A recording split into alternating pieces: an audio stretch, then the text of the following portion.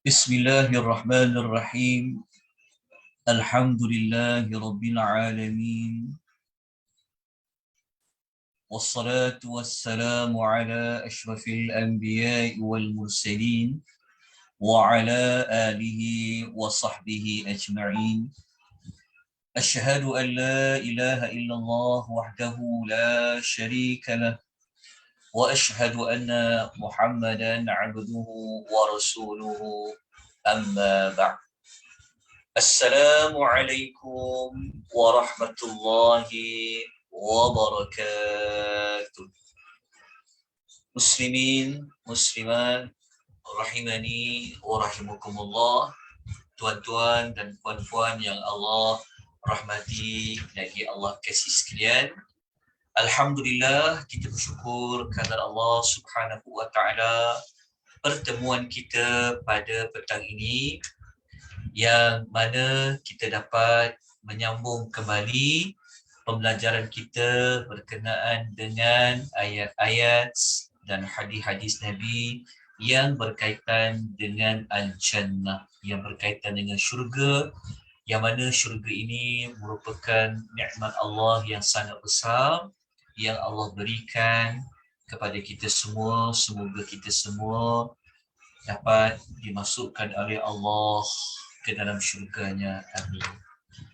Petang ini merupakan siri yang akhir, yang mana petang ini kita akan tamatkan modul berkenaan dengan syurga. Kita akan terus kepada bab yang terakhir, iaitu bab yang ke-30. Bab yang ke-30. Siapa yang ada nota boleh buka muka surat 145. Bab yang ke-30 iaitu bab yang berkaitan dengan nikmat yang paling besar yang Allah berikan kepada penghuni syurga. Jadi ada dua nikmat yang paling terbesar yang kita semua inginkan, yang kita semua dambakan apabila kita dimasukkan oleh Allah Subhanahu wa taala di dalam syurga. Jadi kita rujuk kepada nota PDF yang ada dibekalkan kepada tuan-tuan dan puan sebelum ini. Lepas tu nanti kita tengok ada yang berikutnya tadi. Bab nombor 30. Okey, kita lihat bab yang ke-30. Iaitu bab berkenaan dengan nikmat-nikmat yang terbesar. Ada tak tuan-tuan? Ada buku, ada nota rujukan yang telah pun kita edarkan sebelum ni. Jadi sila buka surat 153. Okey, kita lihat buku surat 153. Betul ke nota saya sama dengan yang ada di tangan tuan-tuan dan puan? Ke berbeza? Okey, jumpa ya tuan-tuan dan puan. Okey, kita terus kepada perbincangan kita. Ada dua nikmat yang besar. Okey, terdapat dua nikmat yang besar yang Allah Ta'ala nak berikan kepada penghuni syurga. Yang pertama, iaitu nikmat kita mendapat keredaannya buat selama-lamanya. Okey, sebelum tu tuan-tuan ada nota yang boleh dirujuk? Ada Ustaz. Okey, sama tak muka surat dia? Muka surat dia sama tak? Sama seperti yang saya bentang tadi tu? Sekejap. Okey, saya bentangkan semula. Okey. Alhamdulillah. Syukur pada Allah. Okey. Saya tunjukkan untuk PDF. Okey. Okay, nikmat ni, dia bagi nikmat, Allah Ta'ala nak bagi keredaannya, maknanya Allah Ta'ala nak bagi keredaannya kepada para penghuni syurga buat selama-lamanya. Okay, hadis ini sangat menarik. Yang mana kata Abu Sa'id Al-Khudri radhiyallahu anhu, Nabi sallallahu alaihi wasallam bersabda, Nabi sallallahu alaihi wasallam bersabda, Inna Allah yaqulu li ahli al-jannati ya ahli al-jannah. Sesungguhnya Allah telah pun berfirman kepada penghuni, Allah berfirman kepada penghuni syurga. Lalu Allah panggil penghuni syurga. Allah kata, ya ahli al-jannah, wahai penghuni syurga. Okay. Hadis ini menunjukkan bahawa Allah berkata-kata secara langsung dengan penghuni syurga. Jadi Allah mengatakan, Allah memanggil, wahai penghuni syurga.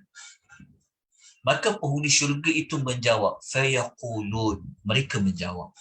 Apabila Allah panggil, Allah seru, maka penghuni syurga pun menjawab, labbaika rabbana wa sa'daik. Ahli syurga kata, kami memenuhi panggilanmu dengan penuh kebahagiaan, wahai Rabb kami.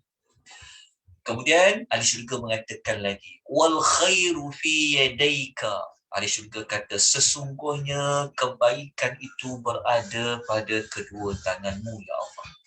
Maknanya ahli syurga ni dia mereka sangat bahagia apabila Allah berkata-kata dengan mereka. Allah panggil, wahai penghuni syurga. Jadi ahli syurga ni dia menyahut seruan itu dengan perasaan yang sangat gembira. Tak ada kebahagiaan yang lebih bahagia melainkan boleh berkata dengan Allah Subhanahu wa Ta'ala, dan Allah memanggil kita dengan kebaikan. Apabila ahli syurga mengatakan, hanya Engkau lah ya Allah, segala kebaikan hanya ada pada Engkau ya Allah. Kemudian Allah Ta'ala bertanya kepada penghuni syurga, hal raditum? Allah tanya, apakah kamu semua telah puas? Allah kata, adakah kamu semua telah redha? Maknanya Allah bertanya kepada penghuni syurga, daripada kita belajar daripada bab 1 kan, sampailah kepada bab yang ke-30 ni, Allah bertanya kepada penghuni syurga, puas tak? Allah tanya, redha tak? Apa jawab ahli syurga? Ahli syurga menjawab, wa ma lana la narda ya Rabbi wa qad a'taytana ma lam tu'ti ahadan min khalqika. Ahli syurga kata, apa lagi yang tak membuatkan kami puas ya Allah? Mana ahli syurga kata, maksudnya ahli syurga mengatakan, tak ada ya Allah, tak ada yang tak puaskan kami. Kami puas sangat ya Allah. Engkau telah memberikan kami sesuatu yang belum Engkau pernah berikan kepada seseorang pun di antara makhluk-Mu. Maknanya ahli syurga ni dia dapat nikmat dalam syurga. Tak pernah Allah bagi nikmat-nikmat tu semasa di dunia. Kemudian Allah Subhanahu wa Ta'ala berfirman lagi, ala utikum afdala min dhalika. Allah Ta'ala bertanya kepada penghuni syurga, tidakkah kamu mahu aku berikan sesuatu yang lebih baik daripada apa yang kamu telah dapat? Di sini persoalan dia. Allah tanya, tidakkah kamu mahu aku berikan sesuatu yang lebih baik daripada itu? Maka ahli syurga ni mereka menanti-nanti, sehingga mereka berkata kepada Allah, ya Rabbi, wa ayyu syai'in afdalu min dhalika. Mereka menjawab, apakah yang lebih baik daripada itu? Maknanya daripada nikmat-nikmat yang kami dah dapat tu, kami puas sangat. Apa lagi nikmat lebih baik daripada apa yang telah kami dapatkan? Maka Allah Subhanahu wa Ta'ala memberitahu, uhilla alaikum ridwani fala askhatu alaikum ba'dahu abad.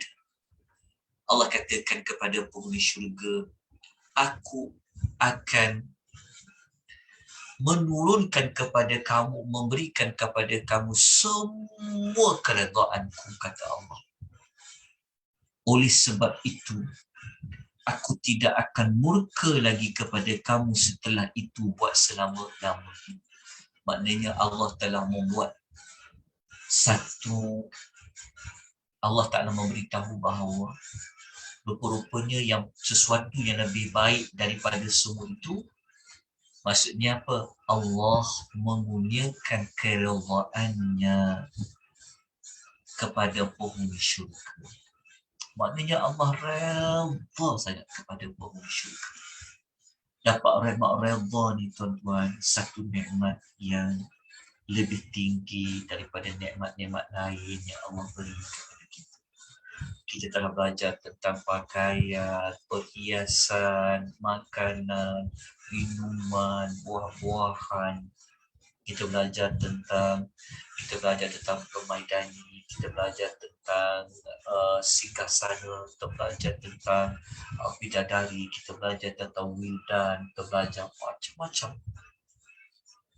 Tetapi rupa-rupanya nikmat di antara segala nikmat, apabila Allah memberitahu Allah Ta'ala ini suka sangat pada penghuni syurga, Allah redha, Allah beri keredaan. Hadis riwayat Muslim. Sebenarnya ada ayat Quran yang Allah Ta'ala sebut redha ni, dia lebih besar daripada nikmat dapat sungai-sungai yang mengalir di bawah. Okay. Saya tunjukkan ayat dia. Okay. Kalau tuan-tuan buka dalam surah At-Taubah, okay, buka dalam surah At-Taubah, tuan-tuan cari ayat nombor 72. Okay, cari ayat nombor 72. Allah Subhanahu wa Ta'ala ada menyebutkan tentang nikmat redha. Okay, kita jumpa surah At-Taubah ayat nombor 72. Okay, saya paparkan sekarang di skrin Zoom tuan-tuan dan puan-puan, kita tengok. Okay, ayat 72 surah Taubah, Allah Subhanahu wa Ta'ala mengatakan, wa'adallahu al-mu'minina wal-mu'minati jannatin tajri min tahtiha al-anhar. Allah menjanjikan kepada orang yang beriman, lelaki dan perempuan, mereka akan dapat syurga yang mengalir di bawahnya beberapa sungai. Ini dah satu nikmat. Nikmat pemandangan yang sangat cantik. Kalau tuan-tuan pernah pergi ke negara-negara yang macam Switzerland, negara-negara yang cantik-cantik ni, Balkan ke, negara-negara yang tengok sungai sangat cantik. Ada kan? Ada orang kongsi kita video kan, kita tengok kan. InsyaAllah. Cantik. Kan? Kalau kita tengok pulau-pulau yang air biru, itu pun kita rasa macam dah tenangnya lah, seronoknya kan. Sedap mata kita memandang. Tetapi ini di dalam syurga, sungai-sungai itu mengalir di bawah.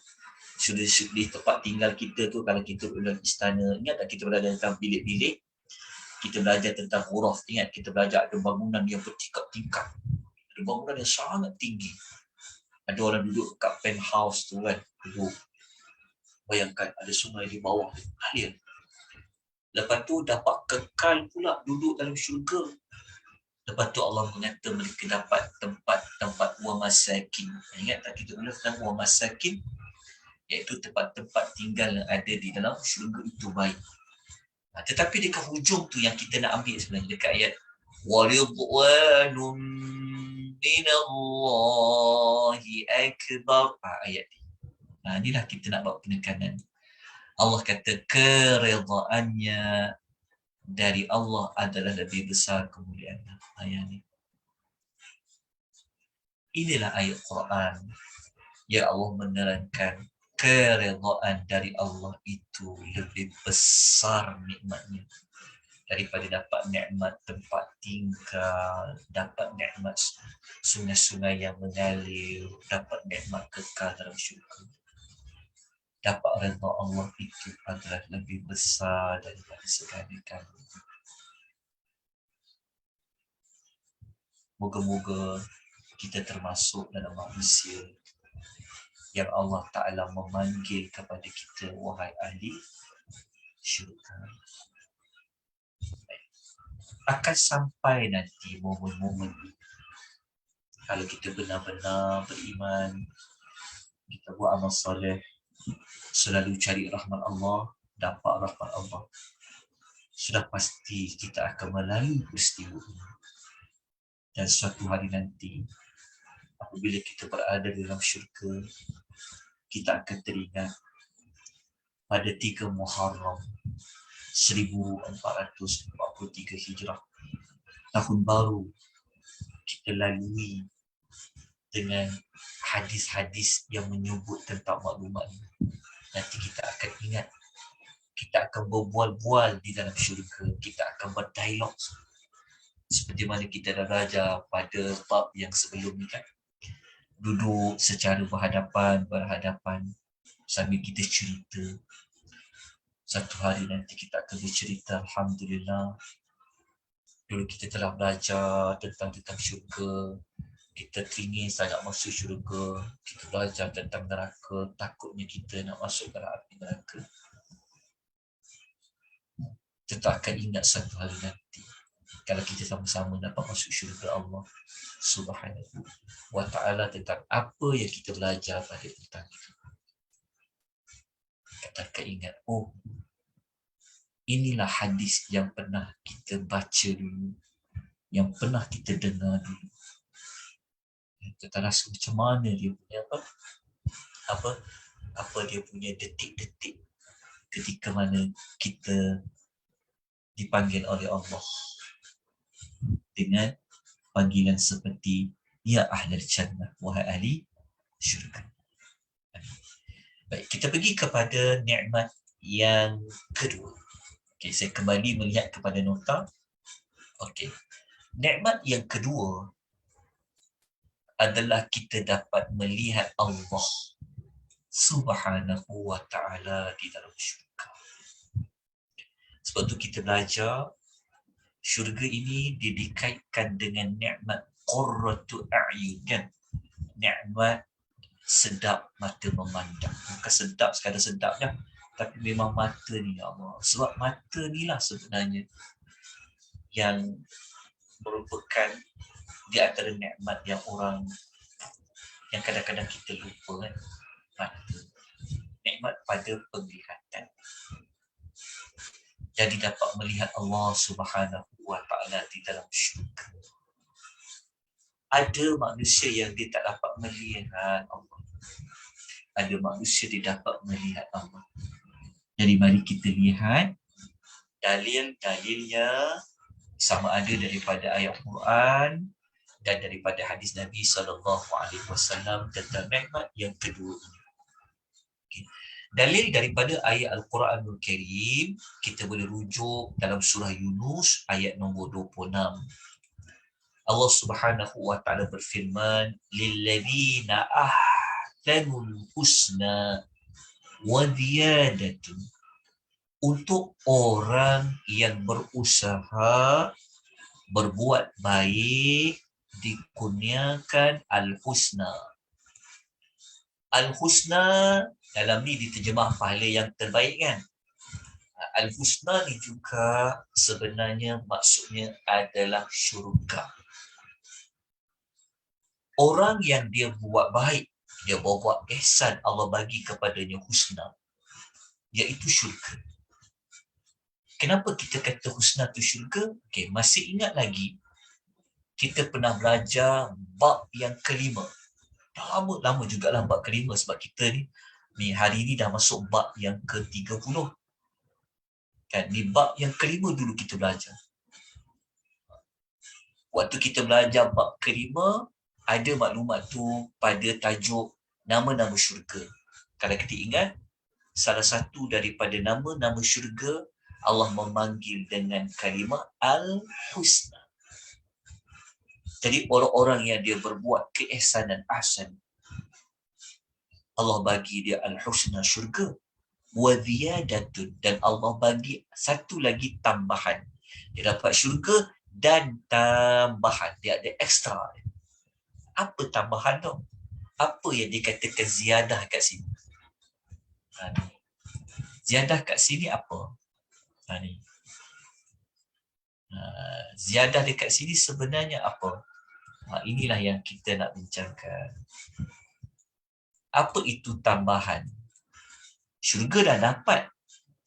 Ada dapat lagi benda lain? Allah kata. Wa ziyadatul, kan? Dan berserta, maksudnya dan dia ada lagi tambahan. Apa tu tambahan? Jadi kita lihat ulasan para ulama tafsir. Kita rujuk apa kata Ibnu Katsir. Okey. Ibnu Katsir dia menyebutkan, Ibnu Katsir ni dia kata tambahan tu maksud dia pertama dari sudut pelipat gandaan pahala amal-amal. Maksud tambah dekat situ pertama, dia merujuk kepada dilipatkan ganda ni dengan gandaan yang banyak. Juga maksud tambahan, dia kata. Okey. Dan last sekali, kita ambil lah dia punya ulasan dia ni, dia kata dekat sini. Dia kata yang paling afdal, maksudnya tambahan yang paling tambahan adalah dapat melihat wajah Allah Subhanahu wa ta'ala yang mulia. Ibnu Katsir kata ini merupakan tambahan yang paling agung daripada segala nikmat yang telah pun Allah berikan. Sebab kita tahu kan masuk syurga, dia punya nikmat dia tu dia bukan berkurangan. Maksudnya lagi sedap, lagi cantik, lagi wangi, lagi macam-macam lah. Ditambah. Sebab nikmat syurga ni dia tidak berkurangan. Dia tidak akan berkurangan. Dia dapat tambah. Dan yang paling ditambah, nikmat yang tambahan, yang hakikat sebenar-benarnya tambahan ini yang paling agung, dapat melihat Allah Subhanahu wa ta'ala yang mulia. Bahkan dalam kitab Syarah Aqidah At-Tahawiyah dikatakan tambahan dekat sini ialah melihat wajah Allah Subhanahu wa ta'ala yang mulia.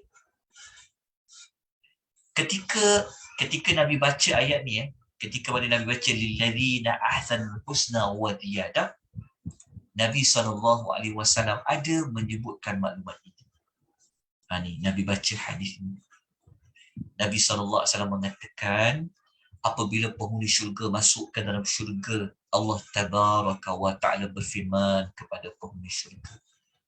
Allah tanya, Allah memanggil kepada ahli syurga, maka Allah Ta'ala mengatakan, turiduna syai'an uzidukum. Allah tanya kepada mereka, adakah kamu masih inginkan sesuatu sebab aku nak bagi sesuatu ni kepada kamu? Allah tanya kepada mereka. Allah kata, kamu nak tak sesuatu tambahan nikmat yang lain? Kerana aku memang nak beri nikmat tambahan itu, kurniaanku kepada kamu. Lepas tu ahli syurga ni dia merasa takjub. Kan? Dia sama macam skrip yang sebelum ni lah kan. Mereka dapat nikmat puas sangat. Lalu mereka jawab. Mereka kata, alam tubayyid wujuhana. Maknanya ahli syurga ni dia nak menjawab bahawa apa yang mereka dah dapat tu, sehingga Allah bertanya, Allah nak bagi lagi tambahan nikmat kepada mereka. Lalu mereka pun mengatakan, bukankah engkau telah mencerahkan, maknanya engkau telah memutihkan wajah kami, wahai Tuhan? Bukankah engkau telah memasukkan kami ke dalam syurga? Wa tunajjina minan nar, engkau telah menyelamatkan kami daripada api neraka. Maknanya ahli syurga dia kata, dah kami dah dapat nikmat yang besar dah ya Allah.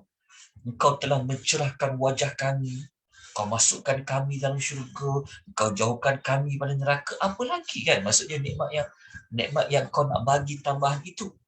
Okey, sebelum saya lanjutkan, saya nak kita mencari jawapan kenapa mereka mengatakan mencerahkan wajah mereka. Okey, saya minta tuan-tuan buka surah Ali Imran. Kita buka surah Ali Imran. Okay, saya akan paparkan menggunakan lamawat legasi Quran. Okay, kita tengok surah Ali Imran ayat nombor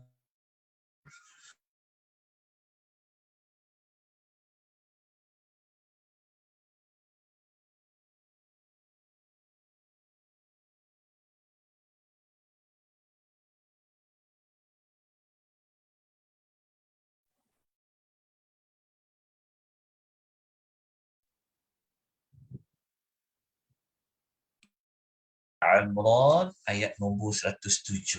Okey, sekejap. Internet saya ni dia sedang berputar. Jadi tengah cari ayat 107 surah Taubah. Oh, macam internet saya ni seperti kurang stable. Sekejap ya. Sekejap. Jarang tak stable di internet ni. Sekejap ya.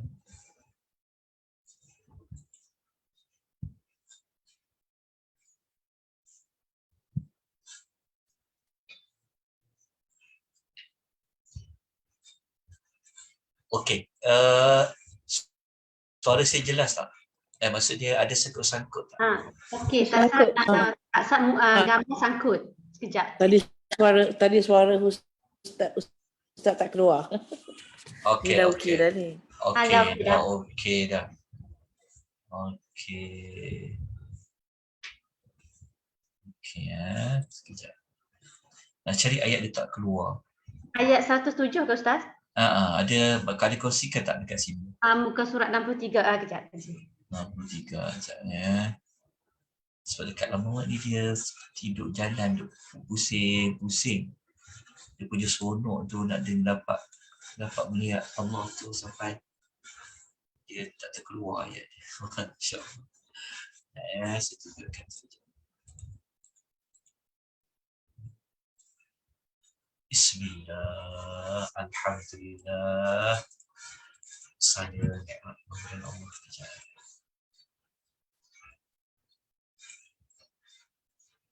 Okey, Alhamdulillah. 107 ke? Sekejap. Oh ni bukan, ni surah lain. Dia surah Al-Imran. Sekejap. Al-Imran ya. Kenapa surah yang ke-9 ni? Ini surah Taubah. Dia tak terkeluar. Okey, kita cuba. Sekejap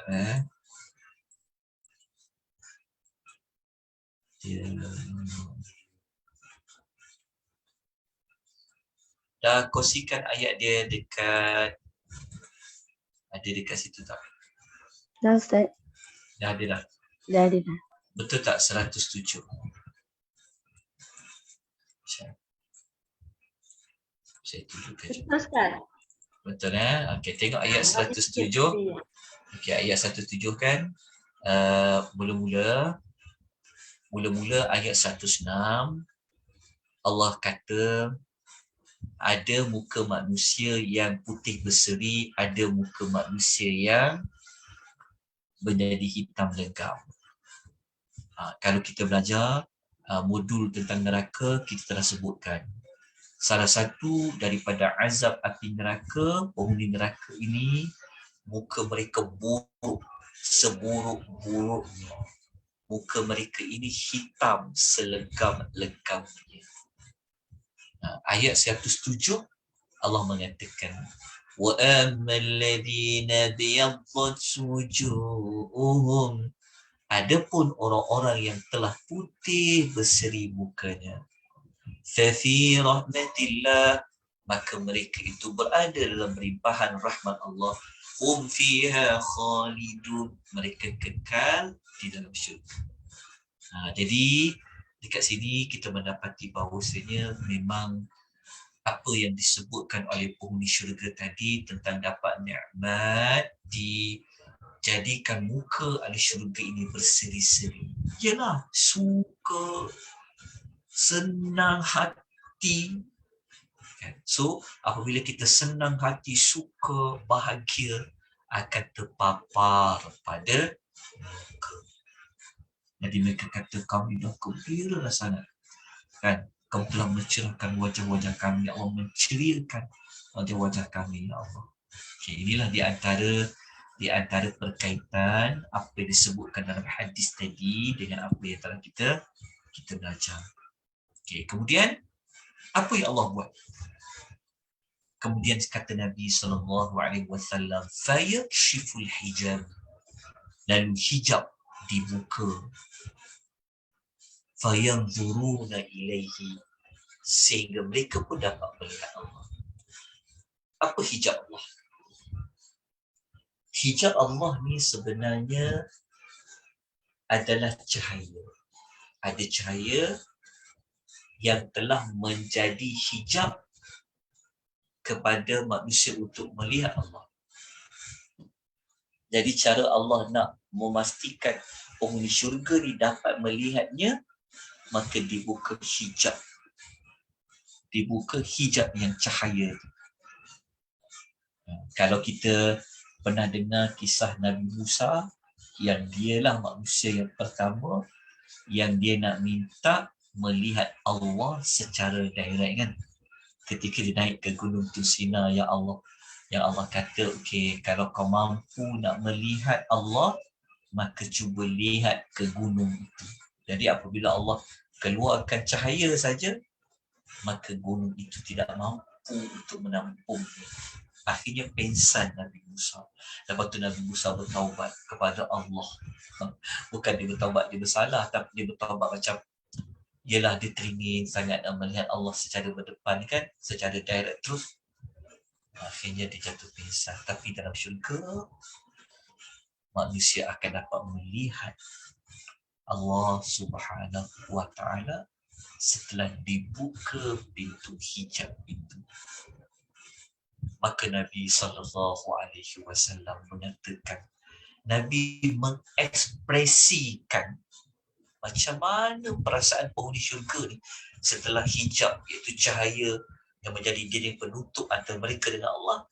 Maka Nabi mengatakan, ahli syurga ini mengatakan, fawallahi, Nabi SAW mengatakan, fawallahi, demi Allah, kata Nabi, ma'a'tahumullahu syai'an ahabba ilaihim minan nazari ilaihi wala aqarra la a'yunihim.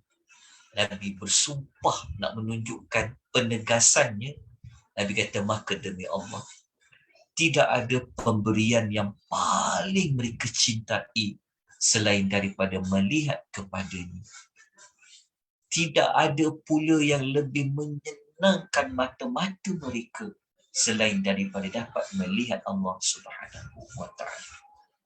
Jadi moga-moga kita termasuk di kalangan ahli syurga yang dapat melihat Allah Subhanahu wa ta'ala. Nikmat yang paling dicari-cari oleh orang-orang yang beriman. Okay, ini adalah dalil pertama. Ya, bukan sekadar surah Yunus yang kita bacakan tadi, ayat yang ke-26, tetapi ada disokong dengan hadis Nabi SAW.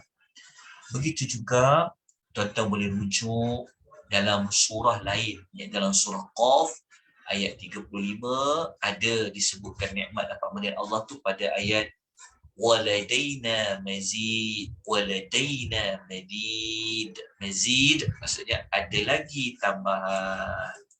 Maksudnya apa? Dapat melihat Allah. Begitu juga kita boleh jumpa dalam surah Al-Qiyamah ayat 22 dengan ayat nombor 23. Menunjukkan Allah kata, wow, wujuhu yawma idzin nadhirah. Pada hari akhirat itu muka berseri-seri. Sebab tu ada orang namanya apa? namanya Nadhirah. Ada tak nama Nadhirah? Ada, saya pernah jumpa ada orang namanya Nadhirah. Maksudnya apa? Berseri-seri. Allah kata ada muka manusia pada ketika itu berseri-seri. Kenapa dia berseri-seri? Ila rabbiha nadhirah. Kerana dia melihat kepada Tuhannya. Jadi para ulama tafsir mencari jawapan. Melihat Tuhannya, lihat apa? Maka Al-Hasan Al-Basri mengatakan wajah-wajah mereka memandang kepada Allah. Oleh kerana itulah wajah-wajah mereka berseri-seri disebabkan cahaya yang mereka lihat pada Allah Subhanahu wa ta'ala. Baik, 3 dalil ayat Quran disokong dengan hadis Nabi yang membuktikan bahawa kita akan dapat melihat Allah Subhanahu wa ta'ala di hari akhirat. Dan tajuk yang hujung kat sini, ada manusia yang dihalang daripada melihat wajah Allah. Seperti mana dinyatakan dalam surah Al-Mutaffifin ayat nombor 15, kalla innahum an rabbihim yawma idzil lamahjub. Allah kata jangan lagi mereka berlaku kesilmikan, kalau tidak mereka pada hari itu dihalang daripada melihat Allah Subhanahu wa ta'ala. Okay. Ini adalah ayat-ayat Quran. Okay, siapa mereka ni yang dihalang melihat Allah ni? Okay. Kita lihat seperti mana yang dinyatakan oleh Ar-Rabi' bin Sulaiman. Ini adalah anak murid kepada Al-Imam Syafi'i, Ar-Rabi' bin Sulaiman. Ar-Rabi' bin Sulaiman, masa dia datang dekat majlis ilmu Muhammad bin Idris Al-Syafi'i, Imam Syafi'i, masa tu Imam Syafi'i sedang didatangi oleh orang-orang yang duduk di pegunungan. Mereka tanya tentang ayat 15 ni. Ayat 15 surah Al-Mutaffifin ni, siapa yang dihalang daripada melihat Tuhan mereka? Mereka tanya kepada Imam Syafi'i. Maka Imam Syafi'i menjawab, mereka dihalang ketika mereka dihalang kerana kemurkaannya. Maksudnya yang dihalang tu adalah manusia yang Allah Ta'ala murka pada dia. Dalam masa yang sama kata Imam Syafi'i, ayat ni jadi dalil juga kekasih Allah akan dapat melihat Allah dengan penuh keredaan. Dan dalam nota ni juga ada dinukilkan beberapa hadis daripada banyak hadis yang menyebutkan bahawa tidak ada halangan untuk melihat Allah Subhanahu wa ta'ala di hari akhirat. Maksud dia, hadis-hadis ini menunjukkan bahawa memang boleh dan memang dapat melihat Allah, seperti mana Nabi pernah membuat satu analogi kepada para sahabat, yang mana para sahabat ketika mana mereka dapat melihat bulan purnama. Ni macam tengah-tengah bulan ni kan, nak naik bulan purnama tu, yang mana pada satu hari tu para sahabat dapat melihat bulan purnama. Begitu juga dapat melihat matahari, macam itulah dapat melihat Allah Subhanahu wa ta'ala. Dan bulan kan, semua orang boleh nampak bulan. Bulan pada hari yang ke-14, ke-15 kan, bulan tu kan bulan penuh. Jadi semua orang boleh nampak bulan tu. Maksudnya tak ada yang menghalang daripada dapat melihat bulan. Maka macam itulah sebenarnya, tiada yang dapat menghalang daripada melihat Allah Subhanahu wa ta'ala. Wallahu ta'ala a'lam bis-shawab. Inilah bab yang akhir yang kita pelajari daripada tajuk ini. Alhamdulillah, hari ini kita selesai bagi modul syurga yang didambakan. Walaupun kita tidaklah kupas mana-mana ayat menggunakan metodologi tadabbur secara terperinci, tapi sekurang-kurangnya kita dapat memahami ayat ini berkenaan dengan apa, berkenaan dengan maklumat tentang syurga, duduk di bahagian yang mana. Jadi alhamdulillah, semuanya adalah kurniaan dari Allah Subhanahu Wa Taala. Ini bermakna petang ni adalah siri akhir kita membicarakan tajuk syurga yang didambakan, kuliah secara bersiri. Tamat siri yang ke-20. Maksudnya 20 pertemuan kita pada membicarakan tajuk ini. Jadi kalau ada apa-apa persoalan, pertanyaan, jika ada apa-apa yang ingin ditambah, silakan tuan-tuan perempuan sebelum kita tamatkan majlis kita pada petang ini. Ustaz. Waalaikumsalam warahmatullahi wabarakatuh. Ustaz, saya nak tanya, waktu di akhirat nanti, timbangan amalan kebaikan saja ke yang ditimbang ataupun kebaikan dan keburukan juga? Waktu di akhirat nanti, timbangan amalan kebaikan saja yang akan ditimbang ke ataupun kedua-duanya? Allah Ta'ala a'lam, tapi kalau kita baca pada ayat tu, Allah menyebut tentang amal baik kan, ayat dalam surah Al-Qari'ah kan, فَأَمَّا مَنْ ثَقُلَتْ مَوَازِينُهُ. Allah kata, kalau kita baca dalam tafsir, merujuk kepada sesiapa yang berat timbangan amal baiknya. Lepas tu kan Allah sebut ayat yang berikutnya, wa amma man khaffat, dan sesiapa yang ringan, merujuk kepada ringan amal baiknya. Maknanya di situ amal baik sudah pasti ia ditimbang. Tapi yang buruk tu macam mana? Wallahu a'lam. Tapi kalau kita belajar tentang timbangan, memang dia bentuk seperti dacing lah. Ada dua. Maknanya dia amal baik. Usul amal buruk macam mana? Adakah diletak sebelah-sebelah? Wallahu ta'ala a'lam. Saya tak ada ilmu nak jawab soalan tu. Tapi sudah pasti amal itu dia ditimbang.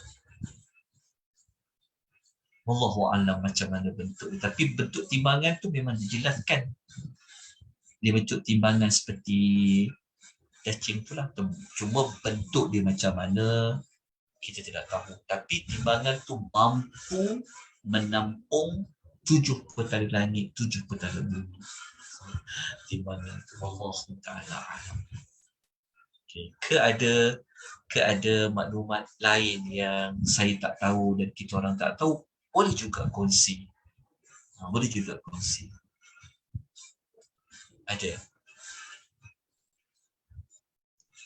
Daripada apa yang Kak dengar, timbangan buruk tu sebab dia tidak ada value. Jadi bila tak ada value, untuk apa ditimbang? Timbangan buruk, dia tidak ada value, jadi tidak ada value untuk apa ditimbang? Sebab tu ditimbang tu hanya kebaikan saja. Sebab yang buruk tu seperti jadi debu yang berterbangan, dia tak ada nilai. Okey. Maksud debu yang berterbangan, dia boleh difahami juga, dia tak ada nilai. Dia tak ada nilai, bukan bermaksud dia jadi debu. Okay. Sebab itu para ulama bincang, kalau dah tahu orang kafir kan, macam orang kafir, mereka ni akan pergi ke mana? Tentu jawapan dia neraka, betul tak? Tetapi kenapa orang kafir ni dia dihisap juga? Kenapa orang yang buat syirik ini, orang musyrikin ini, mereka ditimbang juga? Macam tu juga konsep dengan timbang amal buruk. Memang dia tidak ada value. Cuma mengikut ulasan Al-Imam Qurtubi dalam At-Tazkirah, kan apabila orang bertanya tentang kalau orang kafir ni dah tahu dia ke neraka, memang takkan ada amal baik yang, maksudnya memang tak ada amal baik langsung lah. Sebab apa? Sebab syirik kan dia menghapuskan semua amal, betul kan? Amal baik kan. Tapi kenapa mereka ditimbang juga? Amal mereka ditimbang juga. Ini yang dipanggil salah satu bentuk keadilan Allah. Allah nak tunjuk dia ni adil, dibicarakan juga mereka ni orang kafir. Walaupun orang kafir ni kita tahu dah memang ke neraka dah, kan? Begitu juga amal mereka akan ditunjukkan. Amal mereka sebenarnya bukan sekadar menunjuk keadilan Allah, kan? Supaya nanti tidak ada mana-mana pihak mengatakan, tak timbang pun, macam mana boleh tahu amal buruk kami? Jadi ditimbang. Cuma ditimbang tu adalah untuk menunjukkan di depan mata mereka dalam bentuk untuk menghina mereka, supaya mereka nampak dengan mata kepala sendiri bahawasanya amal buruk apa yang mereka dah buat. Dari sudut memang dia tak ada value, tapi kenapa dia perlu melalui situasi seperti itu adalah kerana nak membuktikan depan mata mereka bahawa apa yang mereka buat itu sebenarnya memang seperti debu yang berterbangan, tak boleh bagi manfaat, seperti fata morgana. Tetapi adakah amal itu memang jadi debu di hari akhirat itu? Itu satu isu yang lain, betul tak? Adakah maksudnya debu berterbangan tu maksudnya dia akan jadi debu, ataupun dia hanyalah kepada kiasan bahawa amal itu tak bagi manfaat apa-apa? Maklumat ni boleh dibaca pada kitab Al-Imam Qurtubi, tajuknya Tazkirah fil ahwalil Tazkirah tu fi ahwalil mauta wal akhirah. Ada Imam Qurtubi ulas tentang justifikasi kenapa perlu orang kafir ini dihisab, ditimbang dan sebagainya. Wallahu ta'ala a'lam bissawab. Hakikat sebenar-benarnya Allah saja yang mengetahui. Itu jawapan Imam Qurtubi lah. Cuma yang soalan tadi tu saya tak dapat nak jawab adakah amal buruk tu dia ditimbang sebelah, tapi kita pasti amal baik. Dan sebab orang kafir dia ada buat amal baik. Cuma amal baik itu amal yang tak memberikan kesan apa-apa kepada mereka. Sebab kita belajar kan, amal itu tidak didasari dengan iman. Cuma bentuknya bagaimana saya wallahu ta'ala alam. Saya tak ada ilmu nak menjawab secara spesifik. Allah ta'ala. Ada pertambahan lain ke, ada dalil ke yang menyokong apa yang diperkatakan? Boleh juga kita kongsi. Ada tak? Tak ada. Ada persoalan lain? Kalau tak ada, kita boleh kita tangguhkan pengisian kita. Maknanya kita tamatlah pengisian kita pada hari ini, yang mana insya-Allah nanti kita akan bincangkan modul-modul yang lain pula, sebab kita dah selesai tajuk bermula daripada tajuk alam barzakh, lepas tu kita dah masuk tajuk neraka, kita dah habis tajuk akhirat, kita dah habis tajuk syurga, tajuk neraka, lepas tu kita tutup dengan tajuk syurga. Sebenarnya dah habis maklumat tu. Cuma semasa kita buat tajuk alam barzakh dulu, Akademi Tadabbur Malaysia belum ditubuhkan. Jadi waktu itu kita bergantung kepada Zoom pihak penganjur. Jadi saya tak tahu sama ada rakaman itu masih ada atau tidak ada, saya wallahu ta'ala alam. Begitu juga masa modul alam akhirat pun dianjurkan oleh pihak lain. Jadi waktu tu saya tak pasti sama ada video atau tidak. Begitu juga pada tajuk neraka, rasanya pun tak ada. Yang ada pasal syurga saja. InsyaAllah nanti kita akan bicarakan dia. Ya. Bab bidadari rasanya Ustaz tak habis lagi. Oh, tak apalah, bidadari dunia bacalah. Sikit boleh tak? Okey, sebab kita tak ikut apa? Kita tak baca kod yang tu. Okay, ya? Mudah je faham tu insya-Allah tentang bidadari tu. Ustaz, Ya. dekat YouTube Ustaz yang lama yang YSL dakwah tu, dia ada juga video yang recording untuk Alam Barzah dengan yang Ustaz sebut tadi lah, tapi dia tak banyak. Dia ada macam 2-3 video je. Betul. Itu yang saya kata tu, sebab masa tu kita ikut penganjur kan, tapi kali ni kita cubalah. Tapi kalau kita rasa perlu dibuat pengulangan, nanti saya kena mengulang lah. InsyaAllah. Jadi buat setakat ni kita dah habis modul alam ghaib tau, banyak. Kita dah habis modul akhirat saja dah habis. Barzah, akhirat, syurga, neraka. Tajuk malaikat dah selesai dah. Alhamdulillah. Jadi insyaAllah nanti saya lihat lagi mana-mana modul lain, sebab kita nak tumpu pada kelas tajuk perumpamaan pula selepas ni. Saya nak kita belajar ayat-ayat berkisahkan tentang perumpamaan. InsyaAllah. Hari apa Ustaz? Hari apa? Saya sedang melihat harinya. Sama ada pagi ke, petang ke, nanti saya maklumkan. InsyaAllah. Baik, pernah belajar kan ayat-ayat perumpamaan? Saya belum pernah Ustaz. Saya memang teringin nak masuk kelas tu. Perumpamaan. Baik, nanti kita akan baca insyaAllah. Kita akan baca. Perumpamaan ni dia bagus.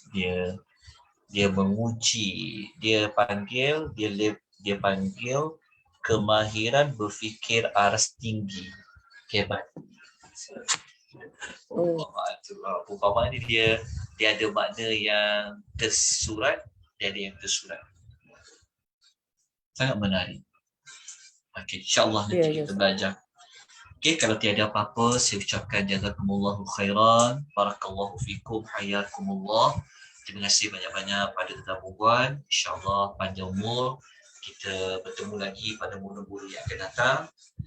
Jadi saya sudahi dengan aqulu qouli hadza wa astaghfirullahal azim. Wabillahi taufiq wal hidayah. Wassalamualaikum warahmatullahi wabarakatuh.